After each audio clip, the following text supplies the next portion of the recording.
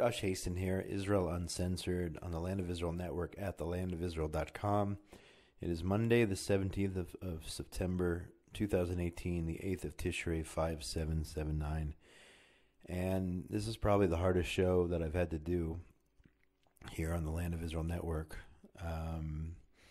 As many of you have probably heard by now, a true hero of Israel was murdered yesterday. Ari Fuld HY, Damo.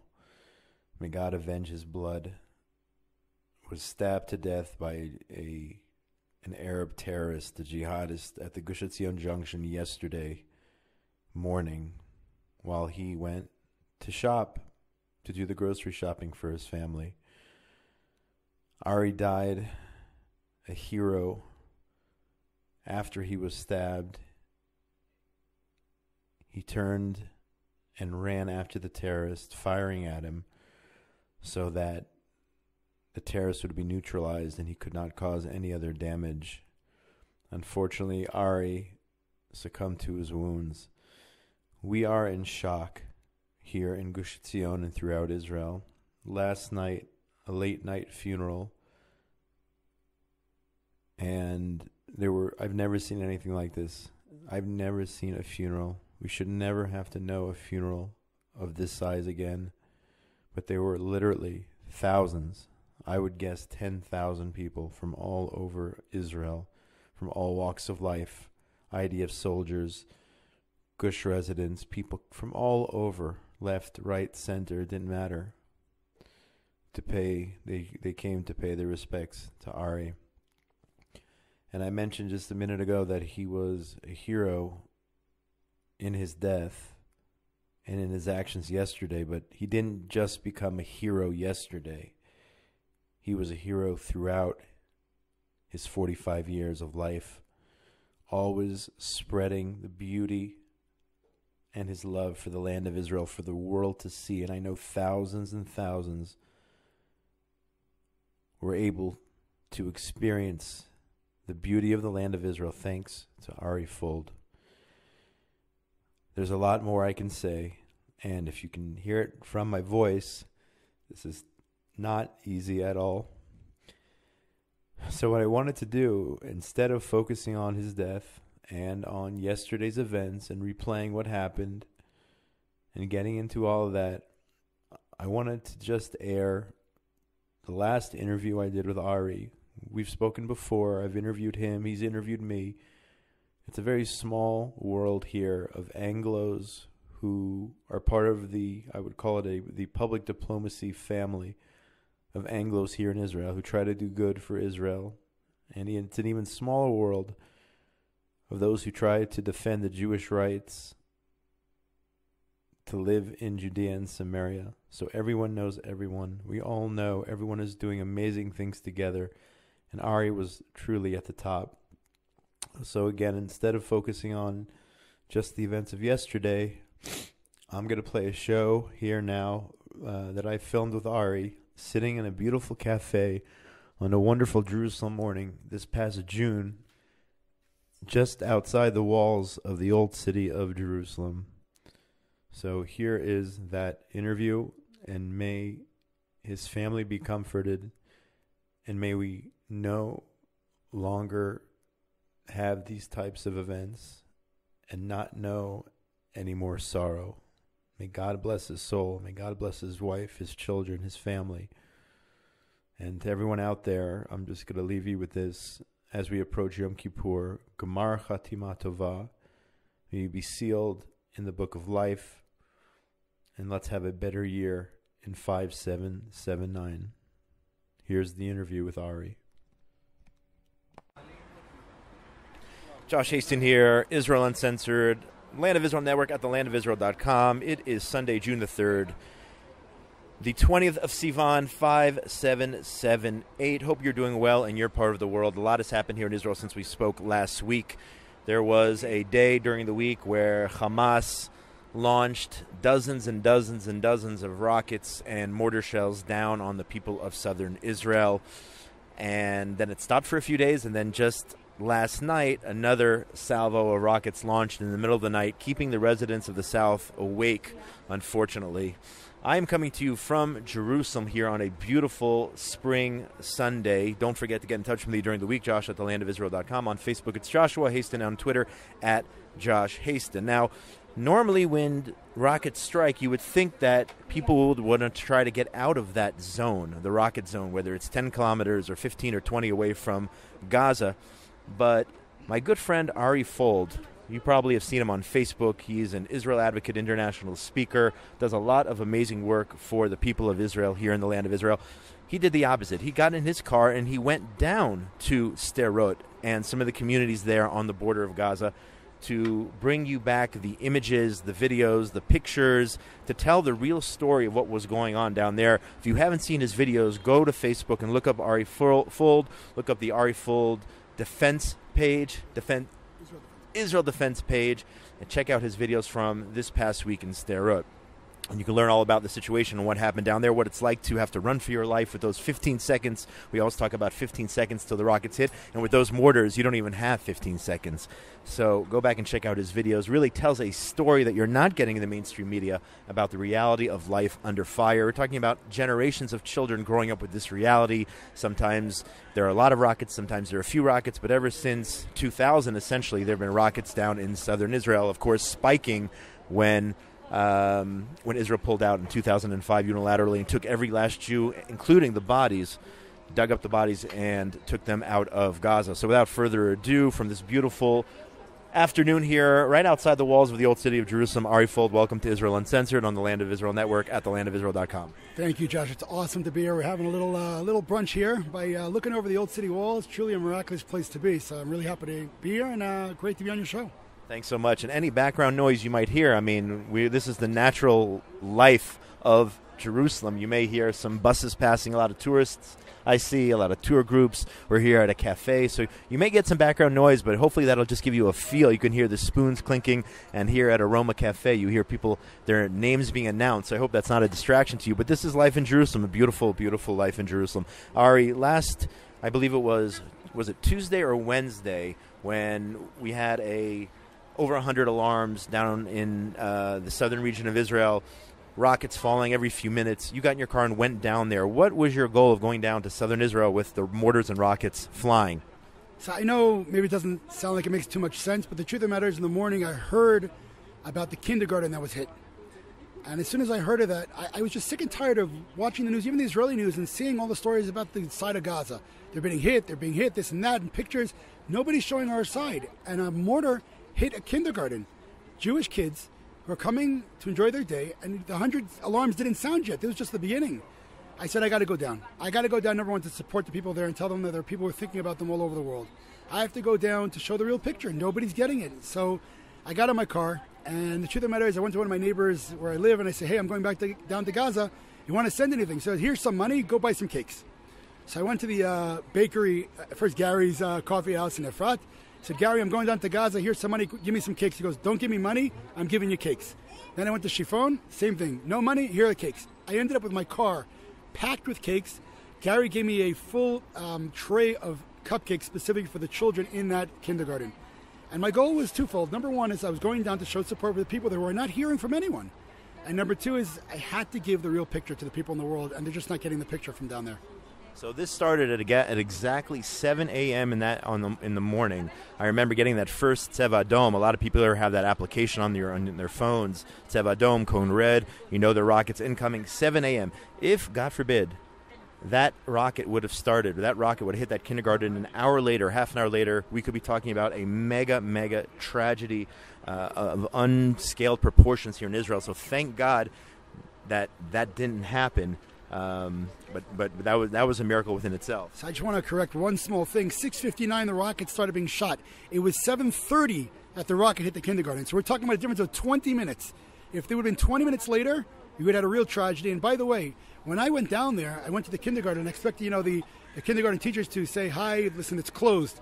I get down there, and the kids are playing inside the kindergarten. They all came to school. And so I said, listen, I'm shocked, but I'm here from, Gush Etzion, and we have some cupcakes for the kids. And they were really, the teachers were shocked to see me, but the kids were all inside. And the sad thing is is that this kindergarten is built inside a bomb shelter. Their kindergarten is a bomb shelter. It's fortified walls, and the walls were covered with shrapnel plots. It was unbelievable. 20 minutes later, if this would have happened 20 minutes later, by the way, we would have had full open war, which I really don't like that people have to get hurt for that to happen, but we would have had a huge tragedy in our hands. So really thank God it happened when it did. Yeah, these rockets and missiles are packed with ball bearings. They're packed with all kinds of nasty things inside of them to try to cause, the Hamas leader a few weeks ago said, we are going to rip the organs out of the Jews in Israel. And this is what they meant. This is exactly what he said. In Hamas, you have Fatah, and I've said this to people who listen to my show for years. Fatah, they're a bunch of liars. Okay, they claim they want peace, and then they stab Israel in the back. Hamas is open about their goals. Their goals, as they said, their leader said during this so-called Great March, this terror march trying to infiltrate the borders of Israel, their leader said, we will rip the organs out of the Israelis. And then you have just a few days later, you have rockets and missiles and mortar shells filled with ball bearings trying to literally puncture the lungs and organs of children in the state of Israel because they're Jews. So I just want to add something people don't know. You said they're liars. Fatah are not liars. They tell the truth. We just don't listen. Well, they tell the truth in Arabic, but not in English. So exactly. The word Fatah, by the way, comes from the 38th chapter of the Quran. It's Fath. And it's talking about the time where they made a treaty with the people in Mecca. When people in Mecca accepted the treaty, then the Muslims went and ransacked and killed all the people there. So they're not lying. We're just not listening. You know what I'm saying? But I just want you to know, by the way, that shrapnel that you're talking about, I had one blow through my vest in Lebanon. And again, in a kindergarten, it's truly, it's evil. It's pure evil. And I'll say to the rest of the world, whether you're Jewish, Christian, Muslim, Buddhist, or anything else, if you are standing with those who are standing against Israel, this has nothing to do with land. You're standing just against morality. I mean, they were aiming to murder little Jewish children coming to the kindergarten and aiming for them, not accidental. So we're talking about the forces of evil that really most people cannot comprehend. You are listening to Israel Uncensored on the Land Israel Network at thelandofisrael.com. My guest today is Ari Fuld, Israel advocate extraordinaire, international speaker. He got in his car with baked goods from Gush Etzion, headed down to the Gaza periphery, the Gaza border area, delivering goodness and encouragement to those who were under fire. And again, you're listening to this broadcast. By the time you hear this on Monday, on the 4th of June, who knows how many rockets are going to fall today, tonight, tomorrow. The ceasefire is an absolute sham. There's no such thing. There was a ceasefire in 2014, and then they went and kidnapped soldiers and killed soldiers after a ceasefire. So ceasefire is nonsense. So I want to ask you today, if you were in charge or in a position of power, you're definitely in a position of influence, but if you were in a position of power with the Israeli government right now, and, in my opinion, regardless of, how many children weren't hurt. I mean, everyone's damaged psychologically. Thank God those kids weren't hurt physically. But in my opinion, you shouldn't have to wait for kids to be physically hurt. Their intention should be what you use to come up with policy. In other words, they intended to murder children, and based on that intent alone, they should be punished, and Israel should act accordingly. What would you do today now with this game of cat and mouse, with them firing rockets at us, Israel justifiably retaliating? What would you do to end, I don't call it a cycle of violence, I call it honestly a cycle of stupidity. What would you do? So look, first I want to just say that, it was strange. I went down, I didn't know where I was going. I wanted to go to the kindergarten, and then I wanted to go around to different areas, Shara Negev and to Sderot, and I was actually waiting on my Red Alert, app to find where the missiles were falling because I was running right there. That's why I wanted to go. I wanted to be with the people who were getting bombed, and it wasn't a death wish, God forbid. I felt a drive to show these people we're with them. Look, the problem with Israel is we're not trying to be victorious. We're trying to fight these little cat and mouse games, and this is really part of the problem. In other words, ceasefire, that's like we seize and they fire. That's what a ceasefire is. But I asked someone on the TV the other day, I was debating a left wing on TV, and I said, what are you making a ceasefire for? Have they had a change of heart? Are they stopping to want to kill us now? So they stopped the fire. They stopped the missile fire, and they amp up their missiles now for another 5 months or 6 months from now. There's no point, when you make peace with evil, when you make deals with evil, you become evil. And I say this to my own people, and me as an Israeli, the longer we make deals with evil, with some kind of fantasy hope of some kind of ridiculous again, the first person I use for this is Chamberlain. 1938, when he made the Munich Agreement with Hitler. And he said, I'm bringing peace in our time. And Churchill said, you can't do that. Churchill was a warmonger and Chamberlain was a peace activist. No, Chamberlain was immoral for making peace with the devil, with evil and the Nazis. And Chamberlain was a smart man who said to him, you had a choice between war and dishonor. You chose dishonor and you will have war. Hindsight 2020. Israel has to understand, we will go into Gaza again. We will have to take it over, not because we want or don't want. I'm not even getting into that. Bottom line is we have a terrorist organization which believes in the genocide of the Jewish people, not Zionists. I urge everyone from here to download the Hamas charter in English. They do not talk about Zionists or the 67 lines, they talk about Jews. So we have a radical genocidal Islamic terrorist organization whose goal is to destroy the Jewish people. There's no deals. A deal's a 5.56 bullet. Now, if there's Arabs who want to live peacefully, we're not talking about them. So the longer that we fake these peace deals, unfortunately, the more blood that's going to be spilled on our side. Unfortunately, I agree with you. It's truly unfortunate, but that's the reality. I want to go back to the actual experience. You've been down there before, and you've had to run from rockets before, and my listeners who have been listening, I don't know how long I've been doing this broadcasting, maybe about a decade, know I spent 3 years working in Sderot. So I know the experience of having 15 seconds, and there have been times where I've been in communities along the border, even closer, in the kibbutzim, where you have literally 5 to 7 seconds and before you got to duck, and if there's no shelter, you just get on the ground and pray and whatnot. What was it like for you this time when you were down there? Was it scary? Was it... describe just those actual 15 seconds, and you can see it in the videos of you actually having to run. Describe it for the listeners who, I wish it upon none of our listeners, but if those who have not had that unfortunate experience of having to run for your life with 15 seconds, describe it if you can. Put it into words. So the truth of the matter is, when I went down, it wasn't fear at all. I was actually proud. I was proud. And the feeling is that I'm no longer in the ghetto. I'm no longer in the concentration camp. We're no longer at the whim of other people in the other nations. The IDF, our men, our people, our women are down there fighting. And I was proud to be down there. The truth of the matter is that in the area that I was in, I'm not going to give the name of the kibbutz that I was in, but where the kindergarten was. So there I felt really calm because I figured maybe lightning wouldn't strike the same place twice.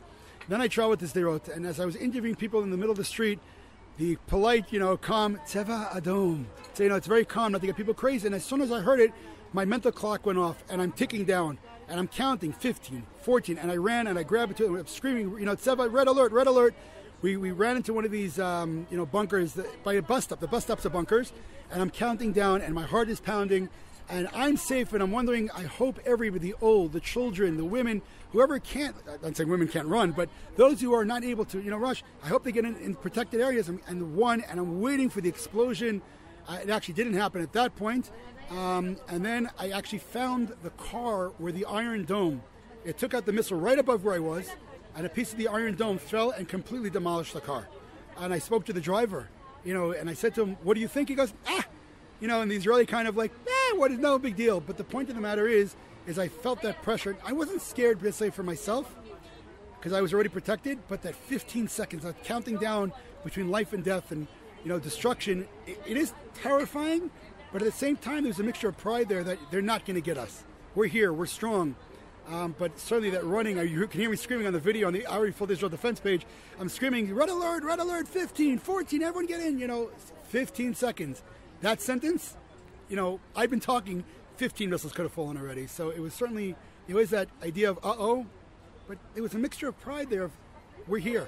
We're strong. They're not going to get us. Yeah, it's amazing watching the video how calm the residents are, and each one I saw that you interviewed talked about how they're not leaving Sderot, they're not going anywhere, they're used to this, unfortunately, but this is their reality. But, Sderot as a city has flourished over the past decade despite all of this craziness, and in terms of the women, it's not sexist at all, and I can share firsthand that, it's not, you're not saying women are slower. I was in a situation where I was with a woman who was in high heels, and she was running for a shelter, and you said in your head 15, 14, 13. This was about a decade ago, before Iron Dome, before all this, and she literally was not getting to the shelter. Not because she was a woman. I'm not saying that at all. She was in high heels. In high heels. Can you imagine having to think, my point is, can you imagine having to think that, if I wear this type of shoe today, that I could be in danger?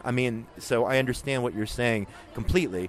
And you want to respond right, to so that? The truth of the matter is that there was an elderly woman who because it wasn't a woman who actually beat me to the shelter. I have to tell you that. To be honest with you, it was an elderly woman. There's a video of her coming in. She's hysterical because the point when she got in, right at the end of those 15 seconds, and you really don't know where these missiles are going to land, and they're aimed for civilian areas, and it frustrates me forget as a Jew, forget as an Israeli, as a human being. We have an organization, a terrorist organization that are targeting innocent people. And they're aiming for kindergartners. They're aiming for women and men and children. And some reason you have the world saying, oh, Israel, let's not react too harshly now. And we have people charging the border with the directive from Hamas, like you said, to cut out, the quote was, to cut out the Jewish livers and eat their hearts. And we have snipers. We're not, discriminately shooting, and they're blaming us. What really frustrates me, I want to tell you, Josh, is people say to me, well, how many Israelis died? How many? All right, listen, people. Maybe in your world, maybe in Hamas' world, death is a contest. It's not a contest in our world. And so when I have 15 people coming in to try to kill my family, if I kill them all before they get to my family, what do you ask? Oh, it's not fair, none of my family were dead? No, they're attacking me. And my message, by the way, to the Hamas is the following. To all the Arabs who are identifying with them, when you start a war and lose, you do not turn into the victim. You don't turn this into a Nakba. When you start a war and lose, you are a loser. And you have no room to whine. Nobody's got to get hurt. Stop starting wars. It's very simple. Stop firing missiles at Israel. I don't have to have people die to make this. We don't have to have equal force. We know we're stronger than you. So stop fighting. Stop starting with us. I agree, and I would say that more people here in Israel need to identify with the fact that we won the war. Whether you're talking about 48, whether you're talking about 67, 73, we paid a huge price in lives, but we won those wars, and we sometimes forget that, I think, and we have to act accordingly. I'm going to ask you one last question before we let you go, Ari. We are sitting here in Jerusalem. It is a beautiful Sunday morning. The table behind us are children. I hear them singing happy birthday, celebrating. This cafe is packed, and people are in the streets. They're tour buses. It's a bustling almost summer day here, spring day here in Jerusalem. Yet an hour away, they are lighting kites on fires and sending them into fields, causing thousands of dollars in damage to the fields, destroying nature down there. They are trying to infiltrate the border as we speak. The rockets, at least 4 different sirens have gone off in the last 24 hours. How can you explain this dichotomy, and how is it possible that we can be even sitting here? I have a little bit of guilt, I'll be honest with you, sitting here relaxing, enjoying a beautiful springish summer day here in Jerusalem, when an hour away you have a completely different world where children are traumatized, having to run for shelters in 15 seconds or even less. How do you explain it all? I mean, it's been like that for a long time here in Israel. We've had problems in the north, so then the north is the front, or in Judea and Samaria, or in Jerusalem, or in Tel Aviv, or in Netanya, or in Haifa. But regardless where it is, there's always a front line. And yet everywhere else in the country seems to be, sometimes I tell my listeners, I think we should just shut down the country. When things like this happen and everyone boycott work, and we're going to shut down the entire country until the government acts to take over, to take responsibility, rather, for what's going on, if even one fraction of our population is suffering. What are your thoughts on that? And we'll end with that. So I want to first talk about the attacks that we're talking, the kite attacks, starting the fires of the fields. This brings you back to biblical times a little bit, when the Philistines were taking the wells of Avram, and instead of using the water, they were plugging them up. They were destroying them. We're talking about fields, right? If they were stealing the agriculture, okay, they're stealers. To destroy them? So it reminds you of, things don't change. As King Solomon said, nothing changes under the sun. So that's in terms of them. In terms of us, again, my grandmother, who was one of the only survivors in her family from the Holocaust, our victory is our life. And yes, we're sitting here in Jerusalem, and life is good. Just, 200 yards down back of us was the wall in 1966 where the Jordanians put up. We couldn't sit here. So we're sitting here, we're drinking coffee, and we see I wish the listeners can see this. We're looking at the Tower of David, we're looking at the walls of Jerusalem. So we are blessed to sit here. Terrorism, the goal is not to kill people. That's a tool. The goal is to instill fear. They lose. We will not be feared or scared into stopping our lives. And one of the great things about Israel and all the countries, mainly the United States, take from us is when terrorism hits, the goal is to get life back to normal as fast as possible. Clear message to Hamas, the Jihad, Islamic Jihad, to Fatah, to PLO, to Abu Mazen, anybody out there who thinks he's going to scare us into these things, you will lose. We have been around for 2,000 years. We've faced this before. The Assyrians are gone, the Romans are gone, the Greeks are gone, the Nazis are gone. If you are fighting us, you are simply on the wrong side of history. There you have it, folks. Ari Fuld, Israel advocate, international speaker. You have a lot of clout, I would say, on social media, but what's the best way if people want to learn more, people want to see your videos, get in touch with you?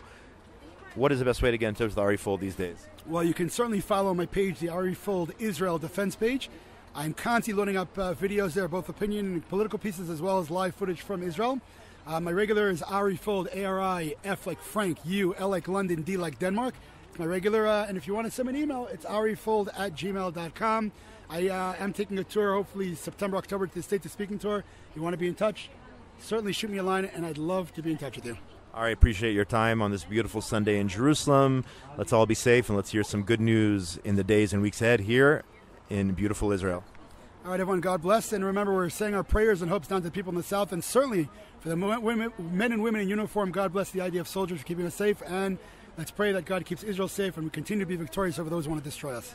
Amen to that.